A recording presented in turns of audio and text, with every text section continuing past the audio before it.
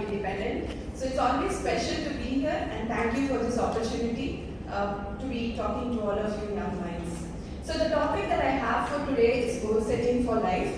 So we are going to be talking about 5 areas in specific, and we are going to deep dive into one hurdle that stops us from achieving our goals. Now when I say goal setting, all of you don't go into a sleep mode, because this is applicable for all of you. Irrespective of what phase of your professional life you are in.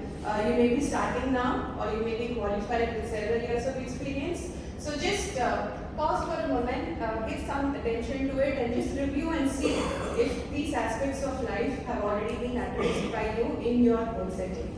Yeah. So why is goal setting important? Let's first, I know most of you know what goal setting is, because we are all professionals and many of you would have done it as part of your New Year resolutions and your professional life.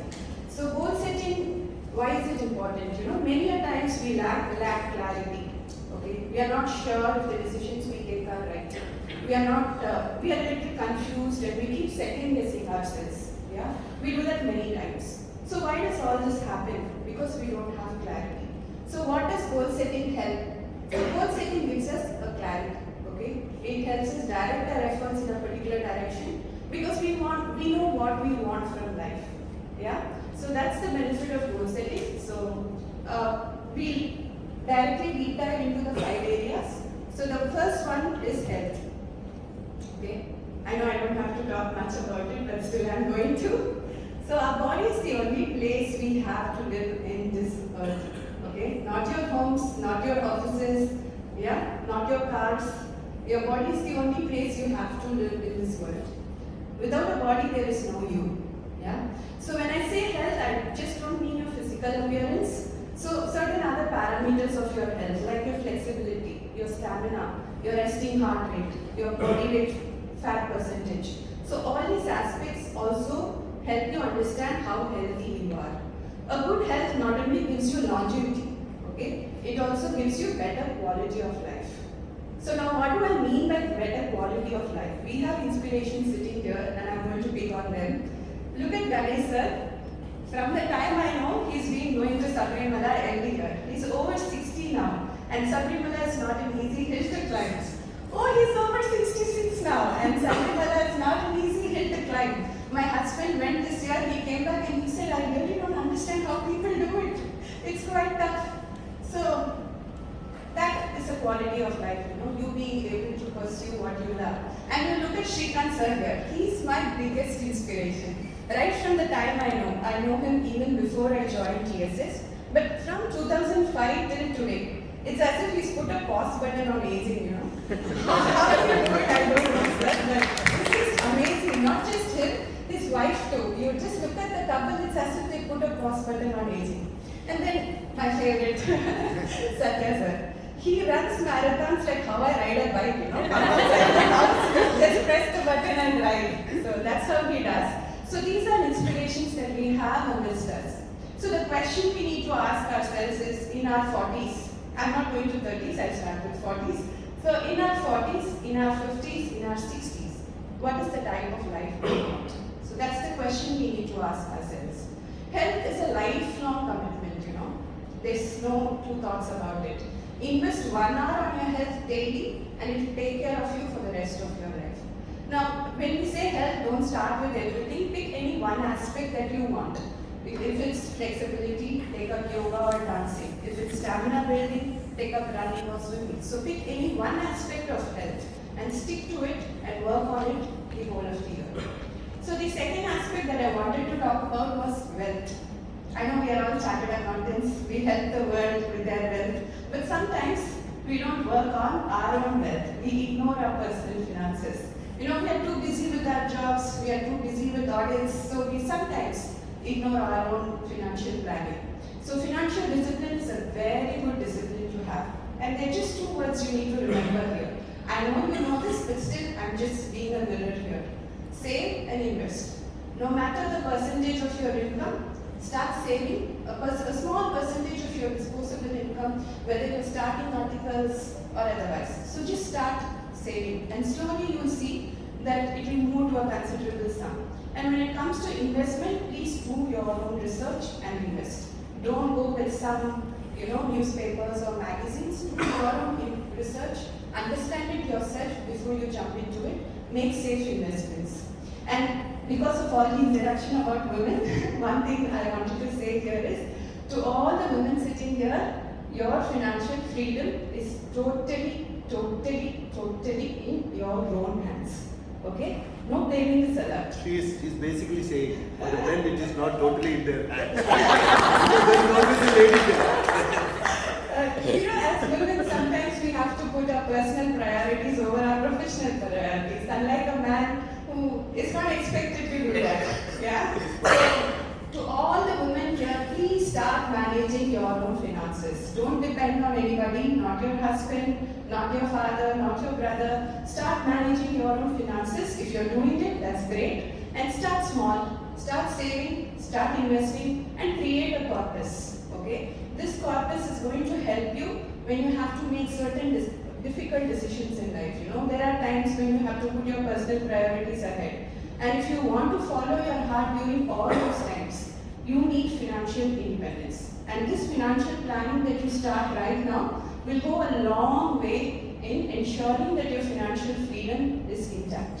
So think about it seriously and start planning and having goals around that. So the third thing that I wanted to talk about was relationships. CA is an emotional roller coaster. I know how much my parents struggled when I was studying, how much I struggled when my brother was studying. All the pent-up emotions that we have, it goes on our parents, it goes on our sibling, it goes on our friends, and if you're married, it goes on your wife and sometimes even your kids. Yeah? The anger, the frustration, the disappointments, the work pressure, everything goes on our inner circle. Our inner circle bears the brunt of all our emotions. Okay? To all the articles sitting here, I want to say that it's not going to get any easy. You can ask any person here qualified, they will tell you that it's not going to get any easy. Yeah? So learn to manage your emotions. Don't have a venting mechanism that could hurt your loved ones. So always have respect and always have empathy towards your inner circle. Why I specify that inner circle is because that's what we take for granted all the time. Yeah? We take our inner circle for granted all the time. Oh, it's just my mom. Oh, it's just my brother. Oh, it's just my sibling. Yeah? So we take our inner circle for granted. Start small. Simple acts. Your mom cooks a good meal for you. Appreciate it. Your wife does something for you. Appreciate it. Your brother does something for you. Appreciate it. He comes to pick you up when it is night. Appreciate it. So start small. Small acts of appreciation and small acts of kindness go a long way in strengthening your relationship with them. And with all your health, with all your wealth, to enjoy life, you need relationships. One or two solo trips would do, but after that, you need your relationships to enjoy life. So we are done with health, we are done with wealth, we are done with relationships, and then we go to happiness. We live in an era that is full of peer pressure and FOMO. Most of your decisions are directly or indirectly influenced by somebody. Okay? So pause for a second. Don't jump into it.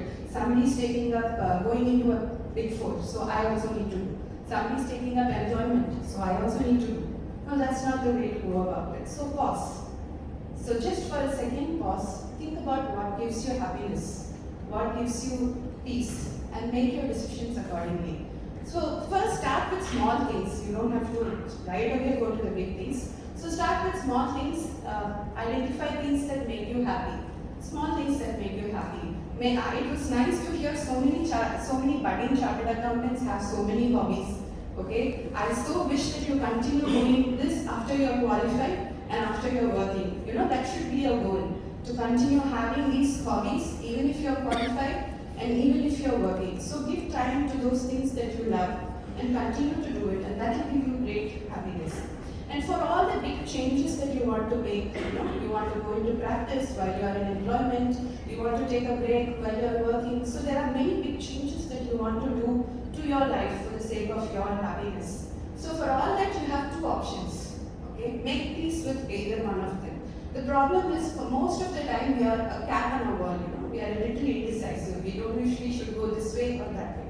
So stop and think, what is it that you want to do? Two options. Either take a leap of faith now, okay, and be done with it. Don't have any regrets towards it.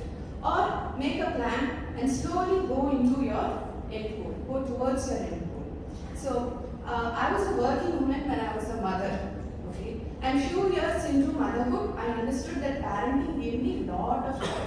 I really enjoyed the time with my kids.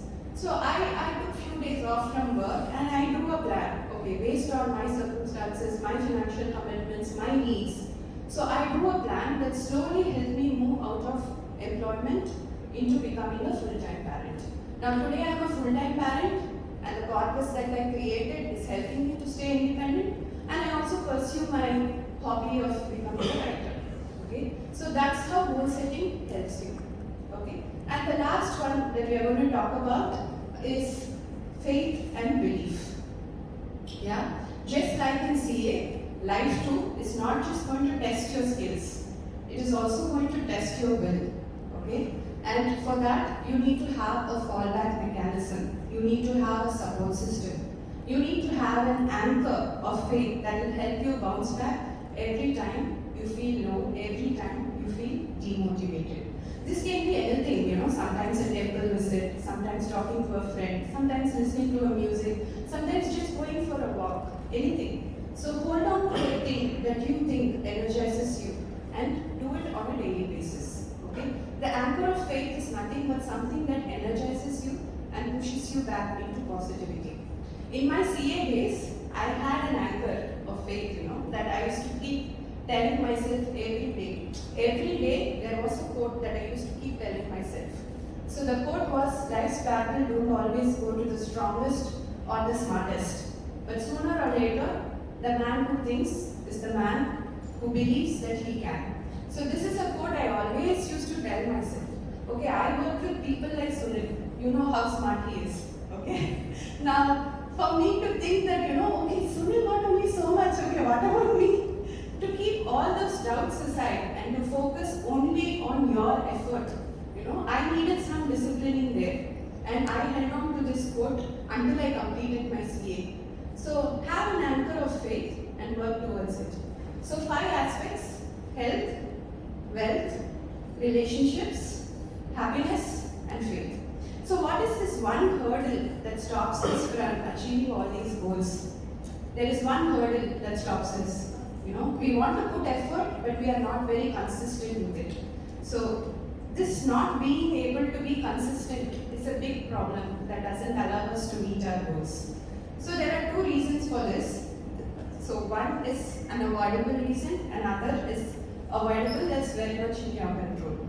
So unavoidable is when you take a break because you have an audit going at work, or you have tax return time, or you have a wedding at home. So you take a 2-3 week break, but you get back to it. And in that time, you are prioritizing another goal. Yeah? So that's okay, because after a break, you get back. But there is another avoidable thing. I think most of you can relate to this, You set a wake-up call, you want to get up in the morning, something in your head says, it's okay, you had a long day yesterday, just few more minutes of sleep, and that becomes an hour. And you know that you shouted at your mom and you shouldn't have. Okay, the audit had to be completed and some frustration you took out on your mom. You know you're wrong. You want to go and apologize to her, but something in the mind says it's okay, it's only mommy, she will understand. It's okay. Yeah? And you see a beautiful dress or a beautiful bag that you want to invest in, and you have already spent the quota of the month and you want to go and buy it. Something tells you, if you do this, you can't save the percentage you want. But then the voice in the head says, it's okay. You deserve it after all the hard work you did last month. Yeah? So that voice, I call it the monkey voice. Okay? So this monkey voice is not what you actually feel, but it's just your mind playing games with you and giving excuses.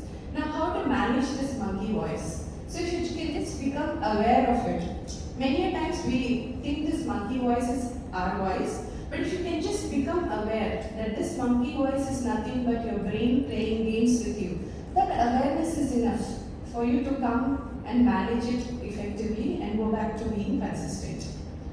So that's all I had for today. Thank you.